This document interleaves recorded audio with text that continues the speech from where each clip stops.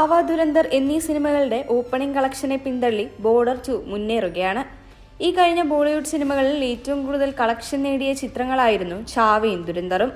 സണ്ണി ഡിയോളും വരുൺ ധവാനും പ്രധാന വേഷങ്ങളും ചെയ്യുന്ന ചിത്രത്തിന് റിലീസ് ചെയ്ത 5 ദിവസത്തിൽ 200 കോടി രൂപയിലേറെയാണ് കളക്ഷൻ നേടിയത്.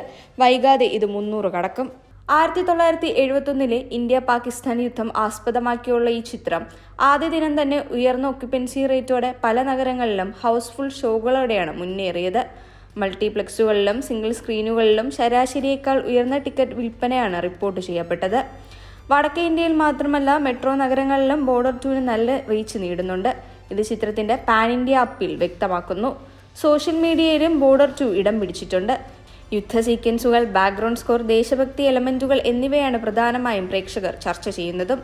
ഫിലിം ട്രേഡ് അനലിസ്റ്റുകളുടെ അഭിപ്രായത്തിൽ ചിത്രത്തിന് ശക്തമായ വേർഡ് ഓഫ് മൗത്ത് സപ്പോർട്ട് ലഭിക്കുന്നുണ്ട്. ഇതാണ് കളക്ഷൻ സ്ഥിരത കൈവരിക്കാൻ സഹായകരമായ ഘടകവും. ക്രിട്ടിക്കൽ റിവ്യൂകൾ പരിശോധിക്കുമ്പോൾ ആക്ഷൻ സീക്വൻസുകളുടെ സ്കെയിലിലും പ്രൊഡക്ഷൻ ക്വാളിറ്റിയിലും ചിത്രത്തിന്റെ പ്രധാന പോസിറ്റീവ് പോയിന്റുകളാണ് വിലയിരുത്തപ്പെടുന്നത്. മൊത്തത്തിൽ ബോർഡർ 2 ദേശവികാരത്തെ മാത്രം ആശ്രയിക്കാതെ ബോക്സ് ഓഫീസ് പ്രകടനത്തിലും ഡിജിറ്റൽ ബസ്സിലും സ്വന്തമായ സാന്നിധ്യം ഉറപ്പിക്കുന്ന ഒരു വിജയ ചിത്രമായി മുന്നേറുകയാണ്.